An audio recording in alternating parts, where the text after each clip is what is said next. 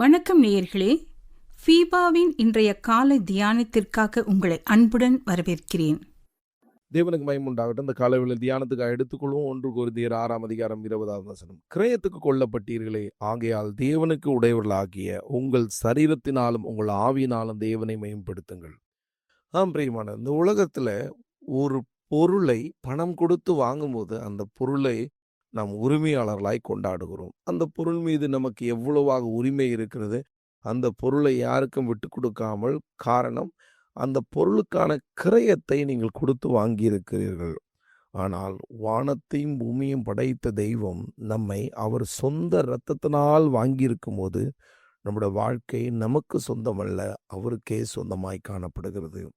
மனித குலம் பாவத்திலும் சாபத்திலும் விழுந்து கிடந்த மனித குலத்தை ஆண்டவராக இயேசு கிறிஸ்து தன் சொந்த இரத்தத்தை சிந்தி நம்மளை விலை கொடுத்து வாங்கியிருக்கிறார்.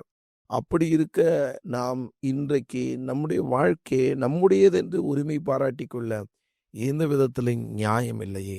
நீங்கள் ஆசையாக வாங்கின ஒரு பொருளை வேறொருவர் இது என்னுடையது என்று சொல்லும்போது அது உங்களுக்கு எவ்வளோ வேதனை அளிக்கிறது. ஆனால் இன்றைக்கும் இந்த மனித குலமே ஆண்டவராக இயேசு கிறிஸ்துவை அறியாமல் இருக்கிறது மிகப்பெரிய வேதனை. அவரை அறிந்தும் இன்றைக்கும் இது என்னுடைய வாழ்க்கை, என்னுடைய இஷ்டம், என்னுடைய விருப்பத்தின்படிதான் நான் செய்வேன் என்று சொல்லும்போது அப்போ அந்த வாழ்க்கை எப்படி இருக்கும் என்பதை யோசித்து பாருங்கள். நீங்கள் கிரயத்துக்கு கொல்லப்பட்டதே, மனுஷர்களுக்கு அடிமைகளாகாதீர்கள் என்று வேதம் சொல்கிறதே, 1 கொரிந்தியர் 7:23. அப்படி இருக்க நாம் நம்மை மெச்சிக்கொள்கிறோம். நாம் இது என்னுடைய வாழ்க்கை, என் இஷ்டத்தின்படிதான் நான் செய்வேன், அப்படி நம்முடைய விருப்பங்களை நாம் நிறைவேற்றுகிறோம். ஆனால் சற்று யோசித்து பாருங்கள், உங்கள் வாழ்க்கை யாருடையதா இருக்கிறது? உங்களுடைய ஜீவியம் யாருக்கு சொந்தமாக இருக்கிறது? நீங்கள் உங்கள் விருப்பத்தின்படி வாழ்ந்தால் உங்களுடைய ஜீவியம் எப்படி அது தேவனுக்கு உகந்ததாய் காணப்படும்? பிரியமானவர்களே, அவரே உங்களை விலை கொடுத்து வாங்கியிருக்கிறார். நீங்கள் அவருக்குரியவர்களாக இருக்கிறீர்கள். ஆனால் அதை மறந்து போய் உங்களுடைய சொந்த செய்கைகளாலும் சொந்த காரியத்தில் இழுக்கொண்டு இன்றைக்கு தேவனுடைய சித்தத்தை விட்டு விலகி இருக்கிறது நியாயமே இல்லை. பிரியமானவர்களே, இன்றைக்கு தேவனுடைய ராஜ்யம் என்பது இன்றைக்கு தேவனுக்கு சொந்தமானதாய் இல்லாமல் இன்னைக்கு நம்முடைய ராஜ்யமாய் இருக்கிறது. நம்முடைய விருப்பத்தின்படி செய்கிறோம். நான் விரும்பின வாழ்க்கை, நான் விரும்புகிற காரியத்தை நான் செய்வேன் என்ற விருப்பத்தோடு நாம் சொல்கிறோம். ஆனால் பிரியமான, கொஞ்சம் யோசித்து பாருங்கள்.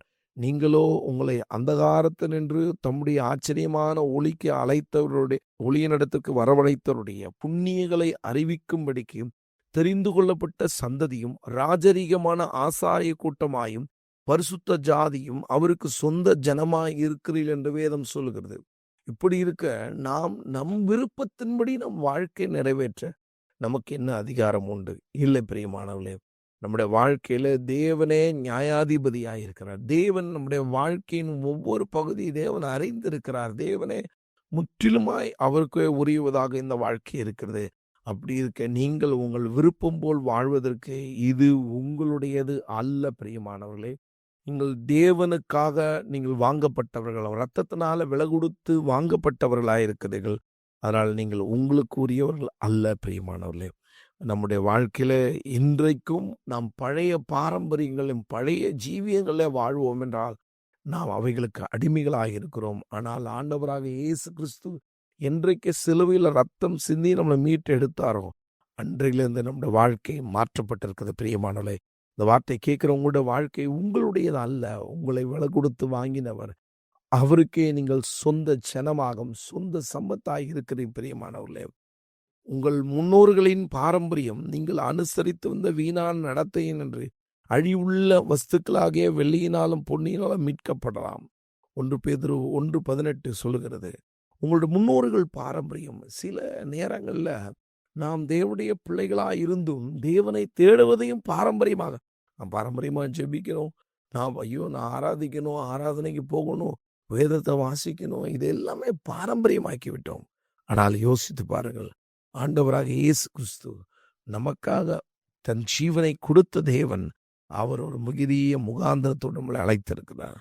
அவருடைய முகாந்திரம் வாழ்க்கையில் நிச்சயமாய் நிறைவேறணும். பிரியமானவர்களே, உங்கள் சொந்த விருப்பத்தின்படி அல்ல. பிரியமானவர்களே, ஒரு பெரிய கடைக்கு ஒரு கடந்து சென்று நல்ல விலையுயர்ந்த ஒரு பொருளை வாங்கி வந்து வீட்டில் வைத்தாராம்.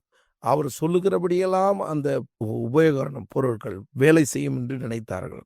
ஆனால் அதற்கு மாறாக 2 நாள் 3 நாட்கள் ஆன பிறகு அது பழுதாக தொடங்கினது. பழுதாக தொடங்கினது இல்லாமல் சற்று நேரத்தில் அது முற்றிலும் நின்று போனது. இதை அறிந்து அவர் வாங்கின இடத்தில் கேட்கும்போது அவங்க சொல்லிவிட்டாங்க, இது ஒரு முறை கொடுத்தது தான், அதை மீண்டும் எடுக்கிறது இல்லை.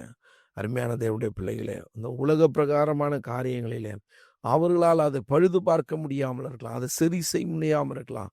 ஆனால் ஆண்டவராக இயேசு கிறிஸ்துவோடு இரத்தத்தினாலும் மீட்கப்படுத்தப்பட்டவர்களை தேவனே அவர்கள் பாவங்களை மன்னித்து அவர் இரத்தத்தில் கழுவி தூக்கி எடுக்க வல்லமை உள்ளவராக இருக்கிறார். இன்றைக்கும் நீங்கள் தேவனிடத்தில் ஒப்புரவாவீர்கள் என்றால் நிச்சயமாக உங்கள் வாழ்க்கையை தேவன் வாங்கியிருக்கிறார். அவர் அர்த்தம் உள்ளதாக தேவன் அதை மாற பண்ணுவார். தேவன் உங்களை நடத்துவாராக. God bless you.